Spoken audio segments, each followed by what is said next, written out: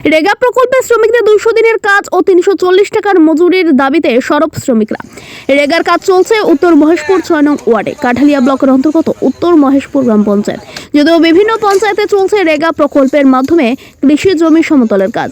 শনিবার কুয়াশা ভেজা আকাশ, তখন নারী পুরুষ মিলিয়ে 35 জন শ্রমিক কাজে যুক্ত। কৃষি জমি হচ্ছে প্রফুল্ল পালের।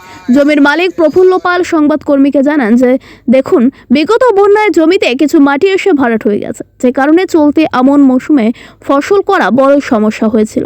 এখন এই সমস্ত ভরাট মাটিগুলি রেগা প্রকল্পের মাধ্যমে কেটে যাওয়ার ফসল করতে ভালো হবে। অপরদিকে 6 নং ওয়ার্ডের পঞ্চায়েত মেম্বার রাকেশ দেবরাজ জানিয়েছেন, শনিবার শ্রমিক ছিল নারী পুরুষ 35 জন। এ নিয়ে 6 দিন কাজ চলছে। রেগা প্রকল্পের মাধ্যমে প্রত্যেক শ্রমিকদের দৈনিক মজুরি 242 টাকা। এদিকে শ্রমিকরা বলছেন মজুরি কম, কাজও তেমন বেশি নয়। শ্রমিকদের দাবি প্রত্যেকের মজুরি অন্তত 340 টাকা করা এবং কাজ কমপক্ষে বছরে 200 দিন করা। তাই যদি হয় মোটামুটি চলবে।